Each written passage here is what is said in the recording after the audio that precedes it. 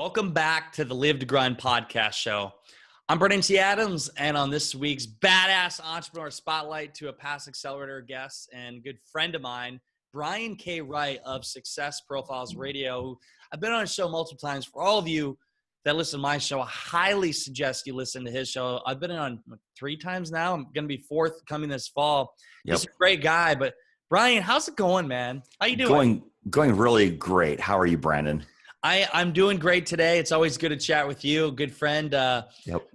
We just met here first time in person it was YEC. That was a good event.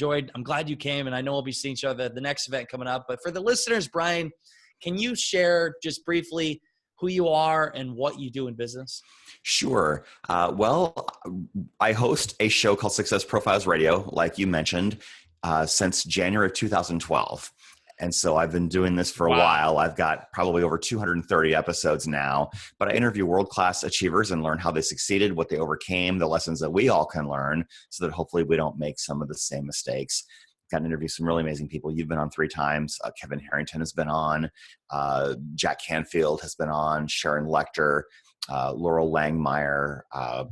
Just so many great people. Jeffrey Gittimer. It's just been a huge blessing to learn from all these people. You've interviewed so many, 2012, I graduated college and before I even had thoughts of doing podcasting. So 5 years now, definitely been doing it for a while. What is the number one thing you've learned out of all these successful people you've interviewed? What is one thing they all have in common, or a couple of things that stand out? They take action fast. They don't marinate on a decision for a long time. They get enough information for what they need, and then they just go and they adjust. You know, we all hear the phrase ready, aim, fire. It's actually ready, fire, aim. You get ready, you fire, and then you see how far away from your target you are and you adjust accordingly. So it's ready, fire, aim. I love that. And I'm thinking about that just in my own life. I make a decision and I just go with it. And yes, sometimes you're shooting all over the place. Eventually you're going to hit that bullseye, but you just act.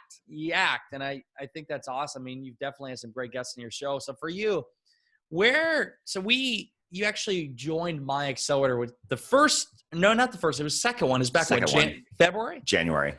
So tell me where you were at in your business before you joined that, and why. What made you want to join the accelerator? Okay. I was still doing what I'm doing part-time. I still had a job. I was doing marketing for a real estate office. And I had, I think, maybe 2 clients that I was working with in terms of helping them write their books. Yeah. One was just getting started, and the other one I had been working with for a while, but neither one of them were at the finish line yet.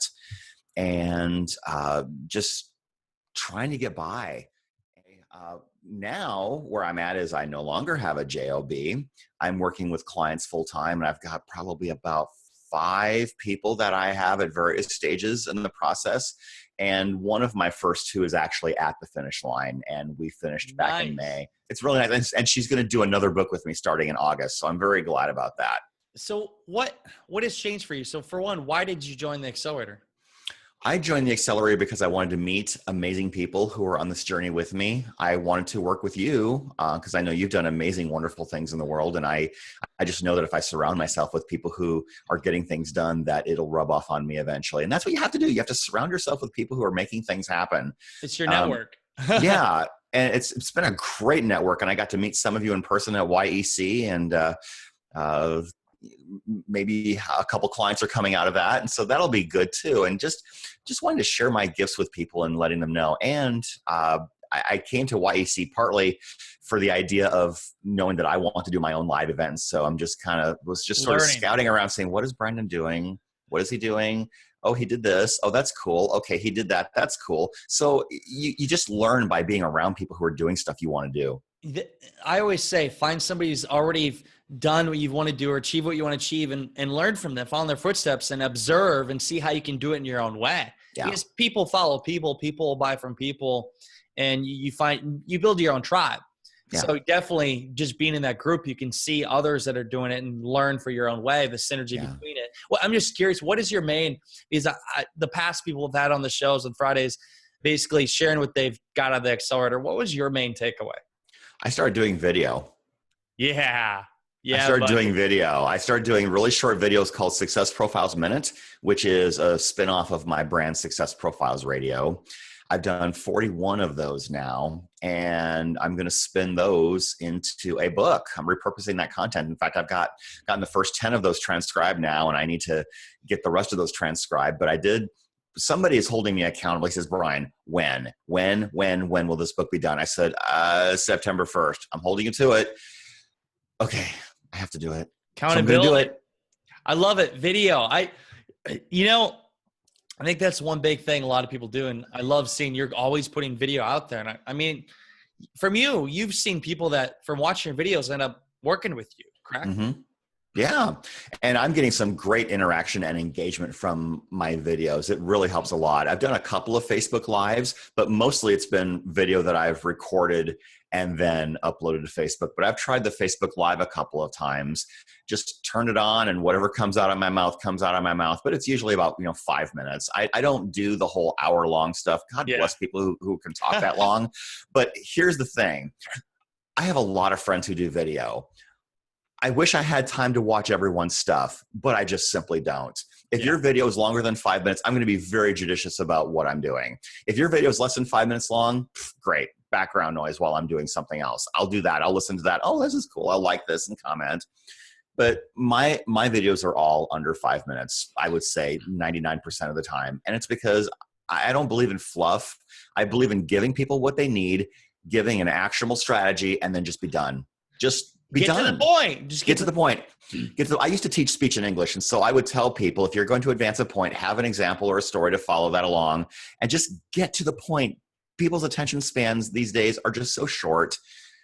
You're going to increase your chance of getting your message heard if it's not long. It's not a measuring contest. My video is longer than yours. So what? If you're not, I've watched hour-long videos where 20 minutes into it, it's like, you haven't said anything worthwhile yet. Click.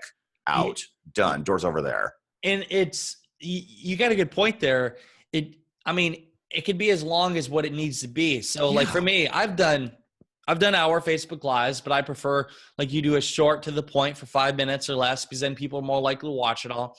But also if you do longer, then you have more people coming in to view it. Right.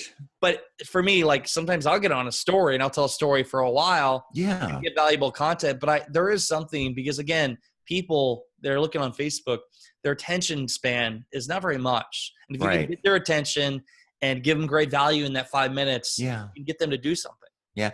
The thing for you though, you have a lot of people that want to hear what you have to say, and you have a lot of stuff to say. And so if you're on, I almost don't care how long it is. I'll stay for a while. I may not stay for the whole thing, but I'll certainly stay for a while, because if you are watching somebody that you value putting out content, I'll drop what I'm doing.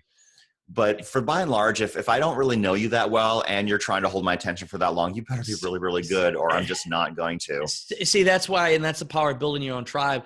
So let's jump into, we talk about branding yourself, the acronym BRAND. So B for books and blogging, R is for doing recording, A, audio, N is networking, and D is differentiate. So for you and your business, how you're applying this, first off, which I think is one you knocked out of the park, is B for blogging and books. So let's talk about what are some things you do in your business for writing or blogging or anything in that area to grow.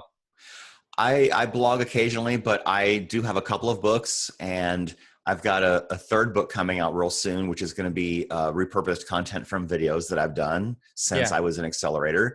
And I also have a contract with Morgan James Publishing for yet another book, which is repurposed content from my show. So by this time next year, I will have a total of 4 books and possibly more. How's that been for your business with people seeing that you're an author and having a book? I think it helps. I think there's a credibility thing that goes along with it. Because I'll have an example right here. Not that I'm trying to sell the book, but this is real. This is repurposed content from 3 interviews from my show. Scott Lopez, Jeffrey Gittermer, Eric Lawfome, Mental Toughness and Sales. Everyone can stand to use coaching and input on how to be mentally tough and how to sell more of what you're doing. And so those interviews happened on 3 consecutive weeks. And I thought, okay, brainstorm, this is a book. These 3 interviews together are perfect. And so I just got that done. Just like that, you knocked it Yeah, out. just like that. Just like that. I mean, I had the content. I got them transcribed. I did the editing. I had someone who helped me put it together, and it was done in like 4 months. See, it's power of using that. Now let's go into R for recording, which you're actually going to take some of your past recordings and turn it into a book. What are Yeah. some things you're doing for video in your business, different things that you're recording and filming? Well, I have been doing short videos called Success Profiles a Minute, and I've done 41 of those now, and all of that has been sent Accelerator. So thank you for pushing me to do video on a regular basis. Yeah. It's been great. I mean, I've always thought I had a face for radio, but people seem to really like my videos. I have some of the same people engaging all the time. I always get a ton of likes. I get probably close to 200 views or more on almost every single video within 48 hours. Yep. And I think that comes from having a tribe and providing valuable information. I know people who do videos and they don't get that much engagement. So I think it's a factor of having a real great tribe to follow along. And people are seeing your stuff continuously, so they know about you, and they're like, "Oh, I didn't know that you will ghostwrite. You can help me write my book." Yeah. But also, you're repurposing that and taking that video and actually turn it into, have it transcribed and turn it into a book in itself. Yeah. And I've actually gotten a handful of leads from videos. I mean, 5 of my first 10 videos were about topics relating to writing a book. Oh, I didn't know you did that. Let's talk about this. Okay.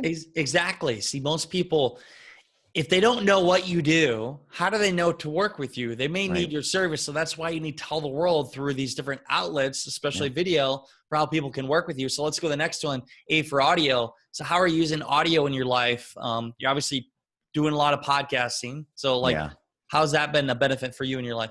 Oh, having a radio show has opened up doors. I got to do a red carpet event at Greg Reed's Stickability event about 3 years ago. And so I got to meet a lot of really great, amazing people there. And some of those people have since been on my show. Yep. You can see examples of some of those red carpet interviews at my YouTube channel. Just look up Success Profiles Radio. I've got a YouTube channel. I've got about 20 videos. I got to interview the lady who played Erin on the Waltons when she was a kid. Nice. That was fun. In fact, I told her before the recording went on, I said, okay, I got 2 favors. Oh, she's like, okay. Number 1, you got to sing the Waltons theme with me. Okay. And number 2, you got to say goodnight to me at the end. Okay. And she did it. She was all about it. It was really great fun. So it's definitely has opened doors up for you from podcasts. Yeah, it has opened up doors, doing red carpet interviews, people wanting me to be on their show, be on their podcast, whatever the case is. And so visibility has been huge. And plus, when you do a radio show, you get to talk to people you would not otherwise have access to. Oh my gosh. An hour with Darren Hardy, that would be thousands and thousands of dollars. An hour with Jack Canfield, the same story. They'll come on my show. They'll promote their stuff. That's why they're doing it. And talk to them, get them on your show at a time when they're actively promoting something. If you're trying to get someone like Darren Hardy on your show and he's not actively promoting something, he won't do it. In fact, he might say, I'll charge you my speaking fee of $30,000. Next. Nope. Exactly. Nope. So you have a platform, you're adding value to them, they're adding value to you, to your audience. It's a win-win. So it's a power of having a show, gives you more leverage for different opportunities. Yeah. So let's go into N for networking. What are some things you're doing to network in your business, and how powerful? Like, are you going to different events or? Yes. Going to events is huge because you're going to meet people who are like-minded like yourself. Coming to YEC was fun. I had a number of people say, so can I get on your show? And I'm like, someday, maybe. Yeah. I'm booked out until the end of the year now. So to ask me that now, you'll have to wait 6 months. Yeah. So that's a cool position to be in, but I'll talk to people and I'll let them know what kinds of people I interview. What's one big opportunity you've got from just going to an event? Oh my goodness. Networking with people about coming on my show and me going on theirs, talking to people about how we could maybe JV some stuff together. Yeah. Maybe do books or collaborative books, that kind of thing can come out of it. So let's go to D for differentiate. What makes you different from everybody else, Brian? So for you and your business, for what you do, or just you as a human, what makes you stand out from the rest? I genuinely care about people and I want to help people get their message out to the world in a greater way. It's not just about the money. It's about helping you get your stuff out to the world, and I will do that. And if people sense that you actually care, more opportunities will open up. If they sense that you're all about the money, they can sniff that miles away. And Isn't that the truth? it is. Authenticity and wanting to really help.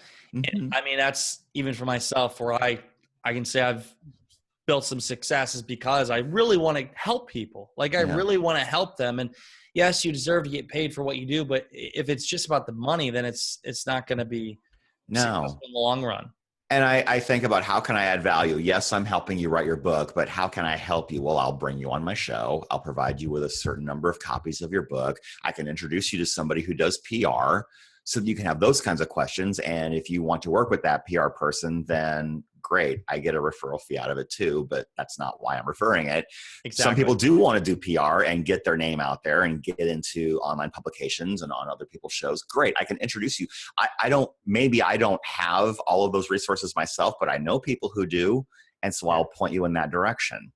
And the power of knowing people and meeting people on your show and networking on Facebook, it's so interesting because if someone says, I wish I knew more about this. Okay, great. I just did a show about this a month ago. Listen to this episode. Or I know someone that I should connect you with so you can ask that question. So true. So true. And for you, so like anybody listening right now, if they would like to connect with you to be able to write a book, have your assistance or reach out, hear your show, where can they find you, Brian? They can find me on Facebook. Just look up Brian K. Wright, and my profile picture is me wearing a dark or a light blue dress shirt with a tie. I've had the same profile picture for the last, 5-6 years. And I still look very much like I did then. So people say, change your profile picture, but I don't need to. I still look the same.